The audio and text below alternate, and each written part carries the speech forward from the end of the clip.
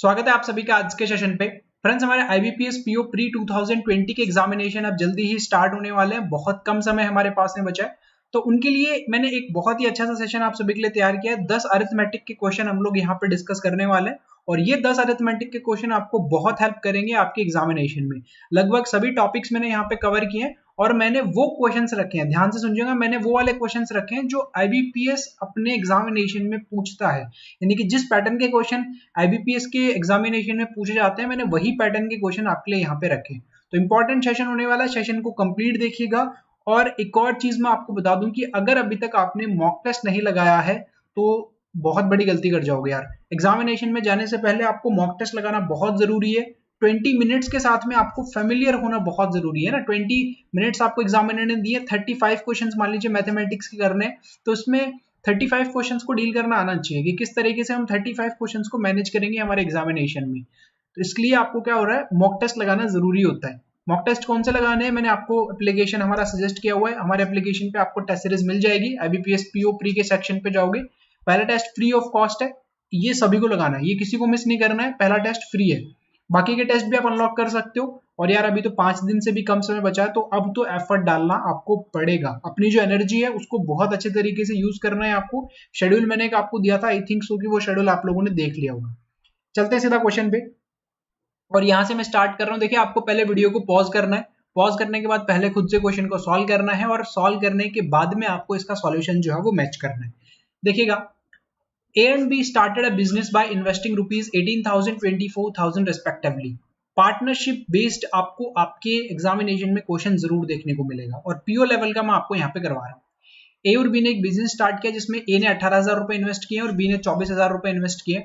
Eight the end of the fourth month from the start of the business C joins with rupees 15,000. जब business start हुआ उसके 4 महीने के बाद में सी क्या करता है, 15,000 रुपए के साथ में उनको ज्वाइन कर लेता है। At the end of 8th month B quit and which time C invest rupees 3,000 more.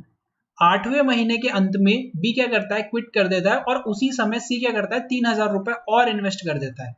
Eight the end of 10th month B rejoins. 10वें महीने के अंत में बी क्या करता है, फिर से ज्वाइन कर लेता है उस बिजनेस को सेम इन्वेस्टमेंट के साथ में, विद द सेम इन्वेस्टमेंट। जो उसने पहले इन्वेस्टमेंट किया था सेम इन्वेस्टमेंट वो करता है। If profit at the end of the year rupees इतना, then what is B share in the profit. तो प्रॉफिट में बी का शेयर कितना है। बहुत ही बढ़िया सवाल है। देखो, अगर आपने ये क्वेश्चन बना लिया ना पार्टनरशिप का, देन आपका पार्टनरशिप का कोई भी क्वेश्चन नहीं फंसेगा, इस बात का मैं आपको वादा करता हूँ। देखिए कैसे करेंगे, तीनों का आपको इन्वेस्टमेंट का रेशियो निकालना है। जो इन्वेस्टमेंट का रेशियो होता है वही इनका प्रॉफिट का रेशियो भी होता है। तो यहाँ पे लिख सकता हूं मैं ए, यहाँ पे लिख सकता हूं मैं बी, और यहाँ पे मैं क्या लिख सकता हूँ, सी लिख सकता हूँ। सी ने इन्वेस्टमेंट जो किया था, सी ज्यादा दूर हो गया, थोड़ा नजदीक कर देते हैं, एक सेकेंड। सी का 2 बार इन्वेस्टमेंट है ना। देखो कैसे करेंगे, ए ने 18,000 रुपए लगाए सर, और ए का आपने पढ़ लिया कि एंड ईयर तक कोई भी चेंज नहीं होता उसमें, यानी कि 1 साल तक कोई भी चेंज नहीं होता। तो ए ने 12,000 रुपए लगाए। ओके, ए ने क्या किया, 12,000 रुपए लगाए। जगह बच गई हमारे पास में, तो बी को भी यहीं से स्टार्ट कर लेते हैं ना, थोड़ा सा यहां से। अब क्या होगा, बी ने क्या किया, 24,000 रुपए लगाए। तो आप यहां पे लिख सकते हो 24,000 रुपए लगाए बी ने। लेकिन ये कितने महीने तक लगाए हैं, यहाँ पे देखो, at the end of the 8th month B quits. 8 महीने तक लगाए थे सर, उसके बाद में बी ने क्विट कर दिया, तो ये 8 महीने तक थे। ओके, लेकिन उसके बाद में बी के लिए एक और रिलेशन दिया हुआ है कि at the end of 10th month B rejoins. 10वें महीने के अंत में बी फिर से रिजॉइन कर लेता है सेम अमाउंट के साथ में। तो मुझे एक बात बताओ, 8वें महीने तक तो यहाँ पे, उसके बाद 2 महीने तक वो बिजनेस में नहीं था, यानी कि 10 महीने पूरे खत्म हो गए, फिर वो फिर से ज्वाइन कर रहा है। तो 1 साल में सर 12 महीने तो होते हैं। 8 महीने उसने पहले इन्वेस्टमेंट कर दिया, 2 महीने वो गायब रहा, तो 8 और 2 10, बच्चे कितने, 2 महीने, यानी कि जो 24,000 रुपए इसने लगाए हैं लास्ट के 2 महीने के लिए लगाए हैं। सी क्या करता है, 15,000 रुपए के इन्वेस्टमेंट के साथ में ज्वाइन करता है, लेकिन eight the end of 4th month, 4 महीने के अंत में, मतलब 4th मंथ के एंड में, यानी कि स्टार्टिंग के 4 महीने तो सी था ही नहीं वहां पे। सी ने तो 4 महीने बाद ज्वाइन किया 15,000 रुपए लगा के। और एक और चीज दी है कि 8वें महीने में, जब 8वां महीना एंड हुआ, तो बी ने जब क्विट किया ना, तो सी ने 3,000 रुपए सर और एक्स्ट्रा ऐड कर दिए। ध्यान से समझना ये वाला पॉइंट, बहुत इंपॉर्टेंट पॉइंट है इस क्वेश्चन का ये। बी ने क्या किया, 8वें महीने में जाके क्विट करा ना, उस समय पे सी ने 3,000 रुपए और इन्वेस्ट कर दिए। तो सर 4th मंथ के एंड में आया था और 8th मंथ के एंड तक उसने 15,000 रुपए रखे हैं, यानी कि टोटल कितने 4 महीने तक ही उसने 15,000 रुपए लगा के रखे, प्लस 3,000 रुपए उसने और ऐड कर दिए, यानी कि अब कितना हो गया सी का इन्वेस्टमेंट 18,000 रुपए हो गया। और ये कितने महीने तक रहेगा, ये भी 4 महीने तक रहेगा, क्योंकि देखो सी ने स्टार्टिंग के 4 महीने तक वो था ही नहीं यहाँ पे, अगले 4 महीने तक उसने 15,000 रुपए लगाए, तो साल के एंड पे जाना है तो 8 महीने यहाँ तक खत्म हो चुके, तो बचे हुए 4 महीने तक सी ने कितना 18,000 रुपए लगाया होगा। ये इनका इन्वेस्टमेंट का रेशियो बन गया सर, और जो इन्वेस्टमेंट का रेशियो होता है वही इनका प्रॉफिट का रेशियो भी होता है, तो इन्वेस्टमेंट का रेशियो मैं निकाल लेता हूँ। देखो 18 को 12 से करोगे 216, ये छोटी सी कैलकुलेशन माइंड में हो जानी चाहिए।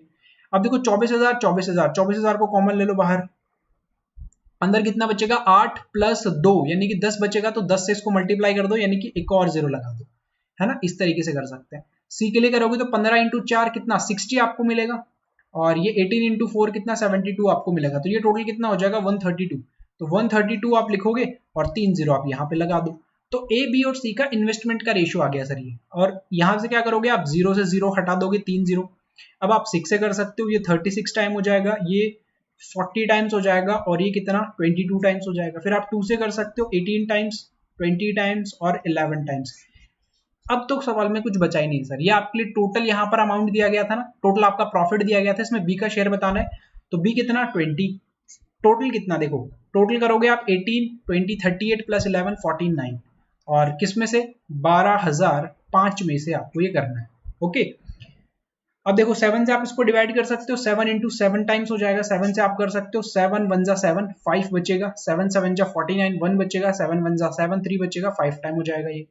फिर से आप 7 से कर सकते हो, 7 2 जा 14 3 बचेगा, 7 4 जा 28 3 बचेगा, 7 5 जा 245 मल्टीप्लाई बाय 20, 245 का डबल कितना होता है सर 490 हो जाएगा, क्योंकि 200 का डबल 400 और 45 का डबल 90, और जीरो लगा दो, यानी कि 4,900। ऑप्शन नंबर डी क्या हो जाएगा, करेक्ट आंसर हो जाएगा।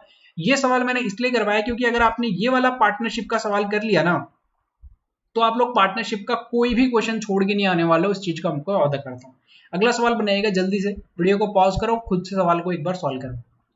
ए wholesaler blends 2 varieties of tea, एक व्यापारी है जो चाय की 2 किस्मों को मिला देता है, वन कॉस्ट ₹60 पर किलोग्राम एंड अनदर कॉस्टिंग ₹105 पर किलोग्राम। एक की प्राइस 60 रुपए किलोग्राम है, दूसरे की प्राइस 105 किलोग्राम है, 105 रुपए पर किलोग्राम है। The respective ratio of quantities they were mixed इन 7:2, 7:2 में उनको मिला दिया गया, यानी कि 7 यूनिट्स फर्स्ट वाली quantity, 2 units second type of T. Okay, if he sold the mixed variety at ₹100 per kilogram, how much was his profit percentage? ध्यान से समझना, 2 टाइप की चाय है, ये टाइप ए है और ये टाइप बी है। पहले वाली चाय का प्राइस 60 रुपीज पर केजी है, दूसरे वाले का प्राइस 105 रुपीज पर केजी है।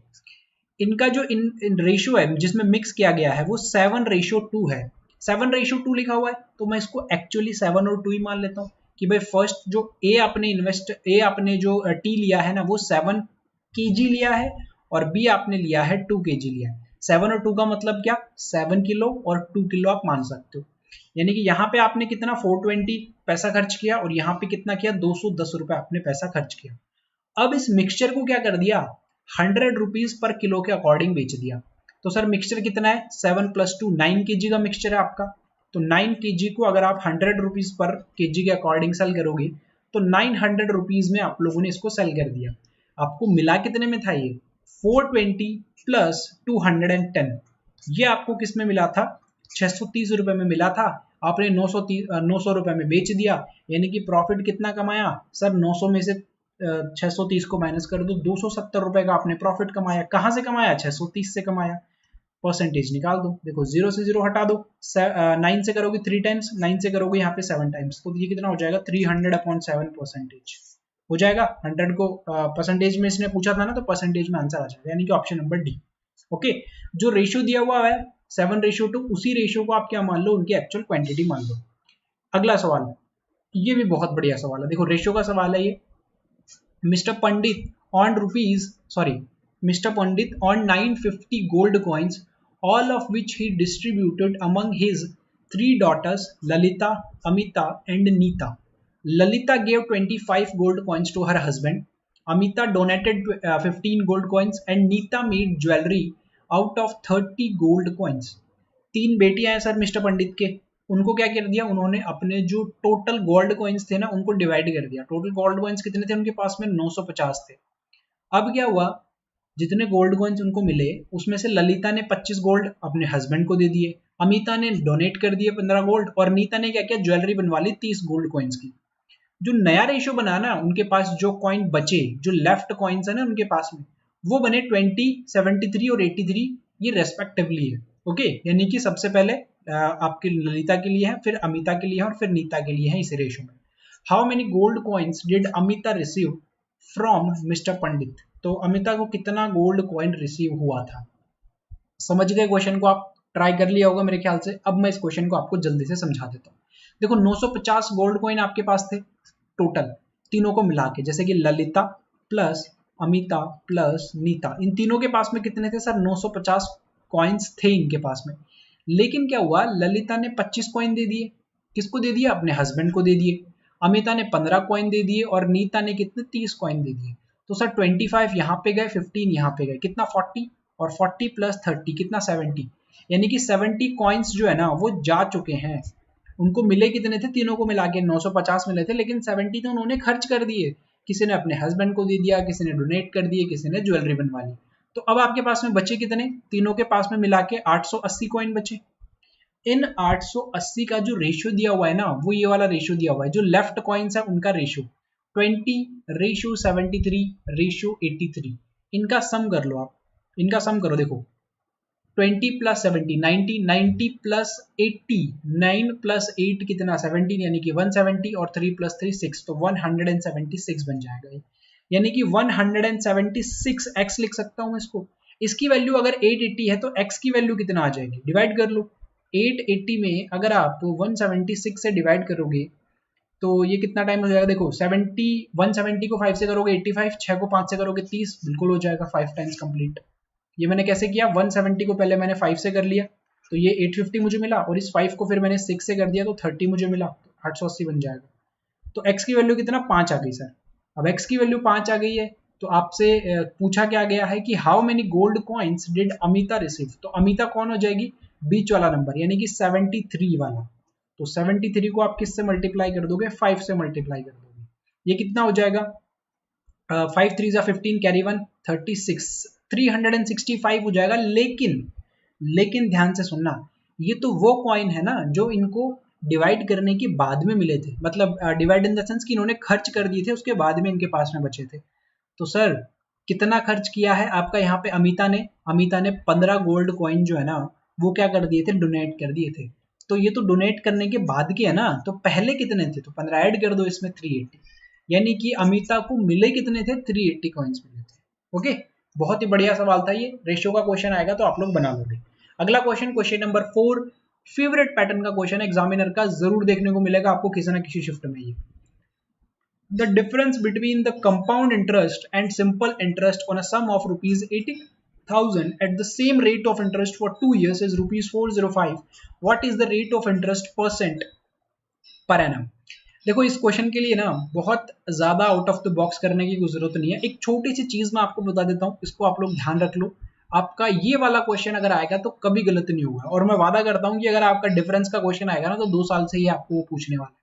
एक छोटा सा फॉर्मूला याद रख लो बस, P R upon 100 whole square, और इज इक्वल टू में जो आपका डिफरेंस दिया हुआ है दोनों साल का कितना, 405 रुपीज। इसको लिख दो बस।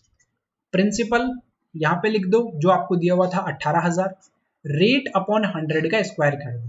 तो प्रिंसिपल तो 18,000 यहाँ पे आप लिख दोगे, रेट अपॉन 100 का स्क्वायर करोगे तो आर स्क्वायर अपॉन 100, स्क्वायर करोगे तो 2 जीरो और लग जाएंगे, तो 3 जीरो से तो 3 जीरो कैंसिल आउट हो गई, इज इक्वल टू 405। रेसिप्रोकल कर दो वैल्यू को 405, ये 10 डिवाइड में है तो मल्टीप्लाई में हो जाएगा, 18 मल्टीप्लाई में है तो डिवाइड में हो जाएगा। अब इसको 9 से कर सकते हैं क्या, बिल्कुल कर सकते हैं। 9 से कर सकते हो 2 टाइम, 9 से कर सकते हो 9 4 जा 36, 4 बचेगा, 9 5 जा, इसको कर सकते हो आप कितने टाइम, 5 टाइम्स। तो ये कितना हो जाएगा, 225 हो जाएगा। यहाँ पे क्या बचा है सर, आर स्क्वायर बचा, तो आर स्क्वायर की वैल्यू कितना 225, तो आर की वैल्यू कितना आ जाएगी 15% आ जाएगी। क्लियर है, बस ये वाला छोटा सा फॉर्मूला है, इसको आप लोग ध्यान रख लो। 2 साल में कभी भी आपका क्वेश्चन फंसेगा नहीं और समय कम लगेगा आपको। ओके, अगला क्वेश्चन करते हैं। ये वाला क्वेश्चन समझिएगा, ये बहुत अच्छा क्वेश्चन है। The compound interest on a certain some of money at a certain rate % per annum 2 years is rupees इतना। कंपाउंड इंटरेस्ट है, एक सर्टेन सम है, मतलब एक पैसा है जिसके ऊपर कुछ परसेंट के अकॉर्डिंग यहाँ पर जो इंटरेस्ट मिल रहा है वो कितना है, 2 साल के एंड में 2050 रुपए। और simple interest on the same amount of money at the same rate for 3 years is rupees 3000। Simple interest पे कितना इंटरेस्ट मिल जाता है 3 साल में, 3000 का मिल जाता है। तो आपको बताना है कि सम ऑफ मनी कितना था, यानी कि कितना पैसा इन्वेस्ट किया गया था। ध्यान से समझो,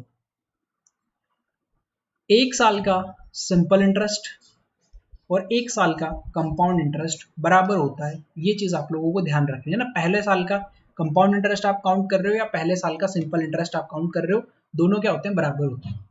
एंड सिंपल इंटरेस्ट जो होता है ना, सिंपल इंटरेस्ट हर साल इक्वल लगता है, यानी कि 3 साल में 3 years में अगर कितना इंटरेस्ट आपको मिला, 3000 रुपए का मिला है, तो वो 1 साल में कितने का मिला होगा, 1000 रुपए का मिला होगा। 3 से डिवाइड कर दिया मैंने, और ये हर साल सिर्फ 1000 रुपए का ही मिलेगा। सिंपल इंटरेस्ट का बेसिक सी चीज क्या होती है कि अगर एक बार 1000 रुपए लगना स्टार्ट हो गया तो फिर वो एंड तक 1000 के अकॉर्डिंग ही लगता है। ओके, सिंपल इंटरेस्ट हर साल इक्वली होता है। अब ध्यान से सुनो मेरी बात, अगर 1 साल का 1000 है तो सर 2 साल का कितना हो जाएगा, 2 साल का 2000 हो जाएगा। और 2 साल का आपको कंपाउंड इंटरेस्ट भी दिया हुआ है, कितना, 2050 दिया हुआ है। 2 साल का आपको सिंपल इंटरेस्ट भी दिया हुआ है, कितना, 2000 रुपए दिया हुआ है। अब आप मेरी बात ध्यान से सुनो, पहले साल कंपाउंड इंटरेस्ट, पहले साल सिंपल इंटरेस्ट बराबर रहा होगा, यानी कि 1 साल का CI और 1 साल का SI दोनों क्या रहेंगे, बराबर रहेंगे पहले साल के। कितना, 1000 रुपए 1000 रुपए। ओके, सेकेंड ईयर क्या हुआ, कंपाउंड इंटरेस्ट में आप एक चीज चेक करो कि पहले 1000 था, उसके बाद में कितना हो गया, 2050 हो गया, यानी कि पहले साल 1000 था, उसके बाद 1000 और बढ़ा, और उसके बाद में 50 और बढ़ गया। इसी तरीके से इंक्रीमेंट हुआ है। पहले साल देखो 1000 था, ये तो लगेगा ही लगेगा अगले साल, लेकिन इस 1000 का भी तो कुछ परसेंट लगेगा ना, तो वो कितना लगा है आपका, 50 लगा है। तो सर बता दो कि ये 50,000 का कितना परसेंट है, बता दो बस, सिंपल। ये कितना, 5% हो जाएगा। तो आपका जो रेट ऑफ इंटरेस्ट है वो कितना आ जाएगा, आपका 5% आ जाएगा। रेट ऑफ इंटरेस्ट 5% अगर आ गया है आपके पास में, तो आप क्या कर सकते हो, अब आप अमाउंट भी निकाल सकते हो, क्योंकि 2 साल का सिंपल इंटरेस्ट कितना है, 2000। 1 साल का सिंपल इंटरेस्ट कितना है, 1000 रुपए। रेट ऑफ इंटरेस्ट कितना है, 5%। तो सर 5% की वैल्यू ही तो है 1000 रुपए। पहले साल 5% लगा होगा, उसका वैल्यू कितना, 1000 रुपए होगी। तो 100% की वैल्यू निकाल सकते हो आप। 1000 से आप पहले 5 को डिवाइड कर दोगे, 100 को मल्टीप्लाई कर दो, ये 20 मिलेगा, और 2 के साथ में 4 जीरो लगा दो, यानी कि ऑप्शन नंबर 1 करेक्ट आंसर हो जाएगा। ओके, अच्छा सवाल था, समझ गए, कर लोगे। क्वेश्चन नंबर 6 देखो, बहुत ही बढ़िया सवाल है ये भी, इस टाइप का क्वेश्चन भी पूछा जा रहा है, तो उसको भी आप लोग ध्यान में रखिएगा। A project manager hired 16 men to complete a project in 38 days. एक प्रोजेक्ट मैनेजर है, उन्होंने 16 लोगों को हायर किया था प्रोजेक्ट को कंप्लीट करने में 38 डेज में, कि भाई 38 दिन में काम को कंप्लीट कर दिया जाएगा। However, after 30 days, 30 दिन के बाद में he realized that only 5/9 of the total work is completed. सिर्फ और सिर्फ 5/9 वर्क ही कंप्लीट हो पाया है अभी तक, वो भी 30 दिन में। How many more men does he need to hire to complete the project on time? उसको सर प्रोजेक्ट को ना टाइम पे खत्म करना है, तो उसको कितने आदमी और लेने चाहिए कि काम खत्म हो जाए। ओके, तो ध्यान से सुनो, इसमें हम लोग M1D1 वाला जो कॉन्सेप्ट है वो यूज करने वाले हैं। टोटल काम कितना होता है हमारा, देखो टोटल वर्क क्या होता है, टोटल वर्क हमारा हमेशा 1 यूनिट होता है। क्यों इस बार मैंने 1 यूनिट लिया, क्योंकि मुझे यहाँ पे जो काम हो गया है ना वो यूनिट्स में दिया हुआ है 5/9 फ्रैक्शन में। तो अगर मेरा टोटल काम 1 यूनिट है, तो मेरा टोटल वर्क जो हो गया वो कितना है, 5/9। ये मेरा टोटल वर्क हो चुका है, तो मेरा जो रिमेनिंग वर्क होगा ना वो कितना होगा, टोटल मेरा 1 है जिसमें से 5/9 मेरा कंप्लीट हो गया, कितना बचेगा, 4/9 बचेगा। 4/9 मेरा वर्क क्या है, अभी रिमेनिंग है, और इस काम को ना समय पे पूरा करना है। पहले क्या हुआ था, जब प्रोजेक्ट के लिए स्टार्ट हुआ था तब क्या हुआ, 16 लोगों ने काम करना स्टार्ट किया और 30 दिन तक काम किया उन्होंने। भाई 38 दिन में तो कंप्लीट ही कर देते हैं वो, तो 16 लोगों ने काम करना स्टार्ट किया, 30 दिन तक काम किया, तो 30 दिन तक काम किया। तब क्या हुआ, तब ये पता चला कि 5/9 कंप्लीट हो गया है। तो सर वर्क कितना कंप्लीट हो गया, 5/9 कंप्लीट हो गया। लेकिन समय पे काम पूरा करवाना है सर, तो M1D1 अपॉन वर्क 1 हो गया आपका, तो M2 कितने हैं हमें नहीं पता, तो हम x लिख देंगे। डे कितने बचे हैं अब ध्यान से समझना, D2 सेकेंड टाइम पे डे कितने होंगे, 38 डेज में कंप्लीट होना चाहिए। 30 डेज ऑलरेडी यहाँ पे ले चुके हैं, तो 8 दिन बचे हैं आपके पास में, 8 दिन में काम कंप्लीट होना चाहिए। कितना काम कंप्लीट होना चाहिए, ये जो 4/9 है यही तो बचा है आपका, यही तो कंप्लीट होना चाहिए आपका। समझ गए आप। तो मैंने कौन सा कॉन्सेप्ट यूज किया, M1D1 अपॉन वर्क 1 और M2 into D2 upon work 2। Okay, इस वाले फॉर्मूला पे बेस्ड आपको क्वेश्चंस पूछे जा रहे हैं, ध्यान रखना। अब सॉल्व कर लो इसको, देखो 9 से 9 कैंसिल आउट हो जाएगा, 5 से करोगे तो ये 6 टाइम हो जाएगा, इस 8 से आप कर सकते हो ये 2 टाइम्स हो जाएगा, 6 टू जा कितना 12, और 12 से ये 4 मल्टीप्लाई हो जाएगा, तो लिख सकते हो आप 12 इंटू 4 और ये x, तो ये कितना हो जाएगा 48 is equal to x। x क्या था M2, यानी कि अगले टाइम पे मुझे इतने वर्कर्स तो चाहिएंगे, 48 वर्कर्स चाहिएंगे मुझे, लेकिन पहले से कितने लगे हुए हैं, पहले से 16 आदमी लगे हुए हैं वहां पे, हटाया थोड़ी है इनको अभी, पहले से 16 आदमी काम कर रहे हैं, मुझे टोटल 48 चाहिए। तो सर टोटल तो आपको 48 चाहिए, लेकिन 16 तो पहले से लगे हुए हैं, तो आपको नए कितने चाहिए 32 में, 32 क्या हो जाएगा इसका करेक्ट आंसर हो जाएगा, यानी कि 32% और चाहिए आपको उस काम को कंप्लीट करने में। ओके, क्वेश्चन नंबर 7 पे आ जाते हैं। ये भी आपका क्वेश्चन बहुत ही बढ़िया क्वेश्चन है, और इस टाइप के क्वेश्चन भी जो एग्जाम में है पूछे जा रहे हैं। 12 men take 36 days to do a work while 12 women complete 3/4 of the same work in 36 days. In how many days 10 men and 8 women together will complete the same work? Okay, ध्यान से सुनो, 12 men 12 आदमी हैं, एक काम को कितने दिन में कर देते हैं, 36 दिन में कर देते हैं। 12 वुमेन है, 12 वुमेन है, वो उस काम का 3/4 कर देती हैं 36 दिन में। 3/4 वर्क का 36 डेज में कंप्लीट हो जाता है। तो कंप्लीट वर्क फ्रैक्शन में दिया हुआ है, तो कंप्लीट वर्क 1 बना लो इसको, 1 वर्क कितने दिन में हो जाएगा सर, ये 36 है, तो वैल्यू रेसिप्रोकल हो जाएगी, 4/3 हो जाएगी, तो ये कितना 48 हो जाएगा सर। तो जो 12 वुमेन है वो 48 डेज में काम को कंप्लीट कर सकती है। ये मैंने क्या किया, यहाँ से समझ में आ गया आपको, 3/4 of work is equal to 36, क्योंकि दिया हुआ है 3/4 काम वो 36 दिन में कर देते, तो टोटल काम सर मेरा 48 दिन में हो जाएगा, सिर्फ वैल्यू को रेसिप्रोकल करके मल्टीप्लाई करना। अब मुझसे क्या पूछा गया है कि 10 मैन प्लस 8 वुमेन कितने दिन में काम को कंप्लीट कर देंगे, यही पूछा गया है। चलेगा, ध्यान से समझिएगा आप चीजों को, है ना। इसको हटा दूं, ये किसी काम का नहीं है, अब ये समझ गए आप लोग, मुझे पता है, ये मैंने यहां से हटा दिया। ओके, अब देखो रिलेशन क्या दिया हुआ है, यहां पर टोटल वर्क और यहां पर टोटल वर्क दोनों सेम ही होने वाले हैं, टोटल वर्क तो, क्योंकि M1 into D1 is equal to M2 into D2, यही होता है। तो M1 पहले वाली कंडीशन पे M1 कितने 12 आदमी हैं, और टाइम कितना दिया हुआ है 36 दिन। सेकंड वाली कंडीशन पे 12 वुमेन है, और टाइम कितना दिया हुआ है 48 डेज। डिवाइड कर लो सर, ये 12 से आप करोगे तो ये 12 कैंसिल आउट हो जाएगा, 12 से आप करोगे तो ये 3 टाइम्स, और 12 से आप करोगे तो ये 4 टाइम्स, यानी कि 3 man is equal to 4 women. ये मैन और वुमेन का आपका रिलेशन आ गया आपके पास में, कि 4 वुमेन की जो एफिशिएंसी है वो 3 मैन के बराबर है। अब क्वेश्चन को देखो, 10 मैन प्लस 8 वुमेन, तो आप इस क्वेश्चन को या तो कंप्लीट मैन में चेंज कर लो या कंप्लीट वुमेन में चेंज कर लो। तो मैं कंप्लीट वुमेन में चेंज कर लेता हूं, क्योंकि 4 वुमेन की वैल्यू है, तो 8 वुमेन की निकालना आसान है सर, 6 मैन हो जाएगा, दोनों का जस्ट डबल कर दिया मैंने। तो 8 वुमेन की जगह पे मैं क्या लिख सकता हूँ, 6 मैन लिख सकता हूँ। तो 10 मैन तो ऑलरेडी है, प्लस 8 वुमेन की जगह पे 6 मैन मैंने लिख दिया, तो ये टोटल कितना हो गया 16 मैन हो गया। अब आपका क्वेश्चन इसमें चेंज हो गया कि 16 आदमी कितने दिन में उसको कंप्लीट कर देंगे। ध्यान से समझिएगा, अगर 12 आदमी को 36 दिन लग रहे हैं, 12 आदमी को 36 दिन लग रहे हैं, तो एक आदमी को कितना लगेगा 12 इंटू 36, और 16 आदमी को कितना लगेगा 16 से डिवाइड कर दो, तो 4 से करोगे तो 3 टाइम्स, 4 से करोगे 4 टाइम्स, ये 9 टाइम्स हो गया, और ये हो जाएगा 27 डेज, 27 दिन क्या हो जाएगा आपका करेक्ट आंसर हो जाएगा। यार देखो बहुत अच्छे अच्छे क्वेश्चंस मैंने आपके लिए रखे हैं, और मेरे ख्याल से आप सभी ने इन क्वेश्चंस को बना लिया होगा। बहुत ही मतलब थोड़े से आप कह सकते हो कैलकुलेटिव क्वेश्चन है, क्योंकि पीओ का एग्जामिनेशन है, हम लोग उम्मीद कर सकते हैं कि थोड़ी सी कैलकुलेशन ज्यादा हमें मिल सकती है। Okay, question number 8, train A crosses a pole in 25 seconds and another train B crosses a pole in 1 minute and 15 seconds. Length of train A is half length of train B, what is the respective ratio between the speed of train A and train B. Video को pause करो, खुद से एक बार try करो। मैं यहाँ पे इनकी लेंथ का रेशियो लिख लेता हूँ। यही दिया हुआ है कि जो ट्रेन ए की जो लेंथ है वो हाफ है किसकी, ट्रेन बी की। तो यहाँ पर मैं लिख देता हूँ कि ये क्या है, इनकी लेंथ है। ओके, आपसे क्या पूछा गया, स्पीड का रेशियो पूछा गया। तो आपको एक रिलेशन पता होगा, time is equal to distance upon speed.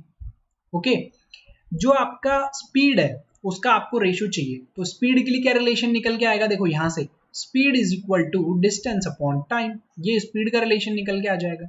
तो ट्रेन ए की अगर मैं बात करूं तो डिस्टेंस उसने कितना कवर किया है, डिस्टेंस उसने कितना कवर किया होगा, खुद का ही तो डिस्टेंस कवर किया होगा, मुझे नहीं पता तो मैं क्या लिख देता हूँ, डी ही लिख देता हूँ उसका।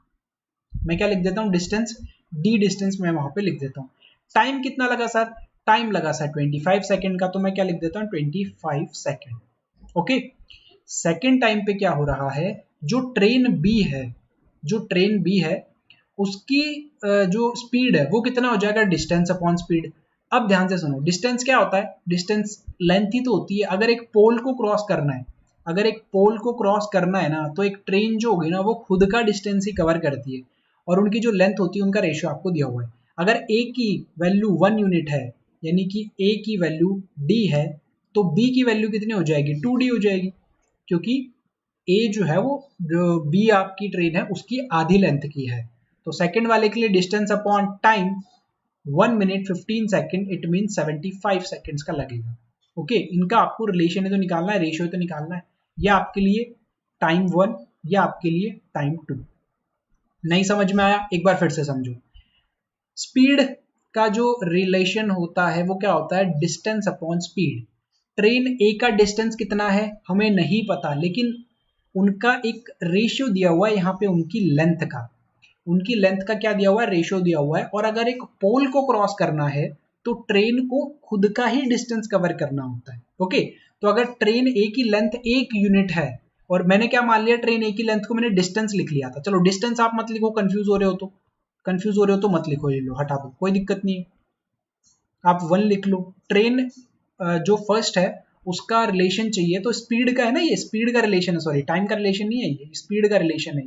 तो पहले वाले ए, ट्रेन ए की अगर मैं बात करूं, और ट्रेन ए के लिए मैं स्पीड निकालूंगा तो कितना आएगा, distance upon time.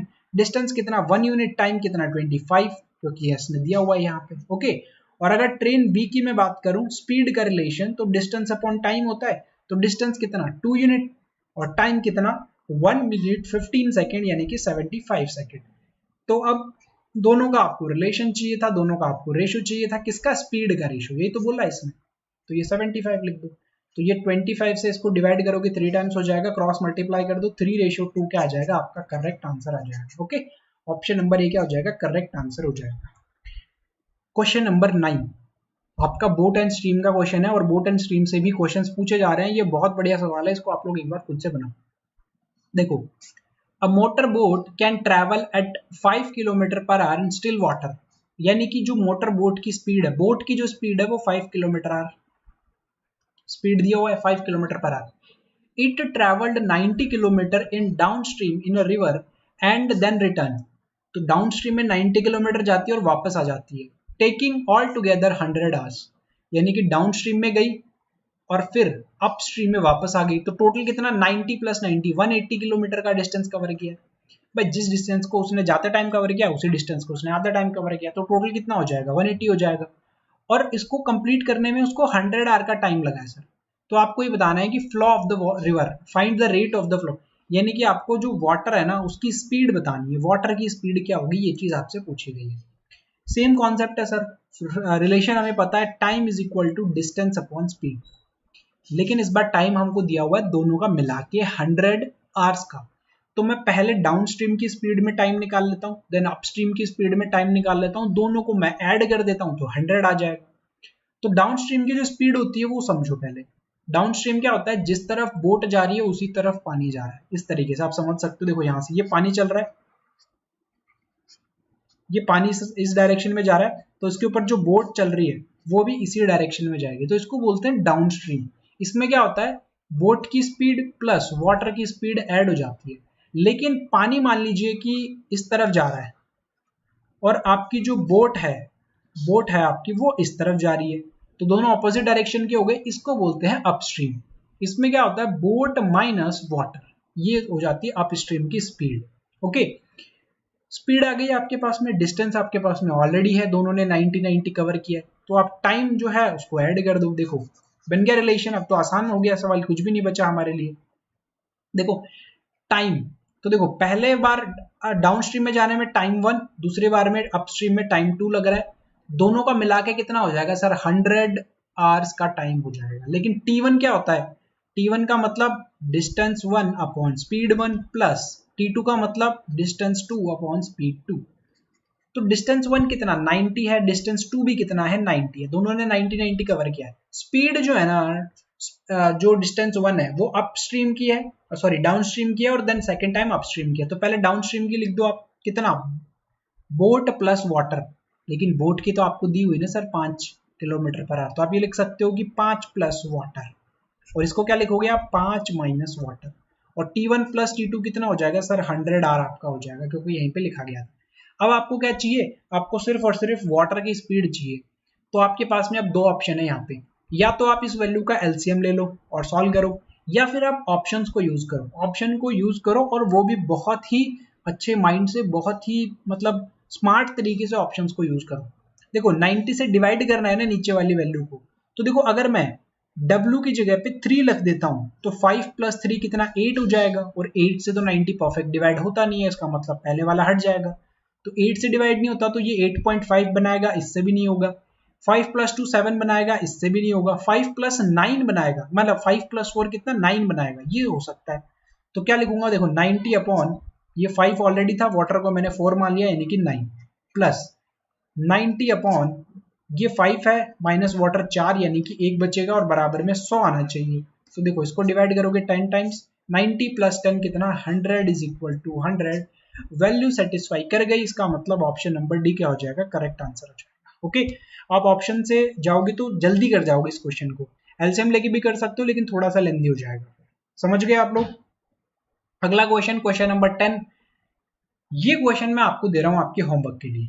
Okay, 10 question मैंने आपको, 9 क्वेश्चन मैंने आपको करवा दिया, 10वां क्वेश्चन मैं आपको आपके होमवर्क के लिए दे रहा हूं। आप लोग इसको सॉल्व करना, अगर नहीं हो पाता है तो आप लोग मुझे कमेंट करके जरूर बता देना। जो अगला वीडियो होगा ना, जो भी अगला वीडियो होगा, उसमें पहले मैं इस क्वेश्चन का आपको सॉल्यूशन करवा दूंगा, नेक्स्ट वीडियो में इसका सॉल्यूशन मिल जाएगा। ओके, लेकिन इसका आंसर एक बार आप लोग जरूर कीजिएगा, जो सही आंसर करेगा उसको मैं हार्ट वाला रिएक्ट कर दूंगा, ताकि सभी लोगों को पता चल जाए कि आंसर करेक्ट कौन सा होने वाला है। तो फिलहाल के लिए सिर्फ इतना ही, बेस्ट ऑफ लक आपको आपके एग्जामिनेशन के लिए, मिलते हैं नेक्स्ट सेशन में, थैंक यू।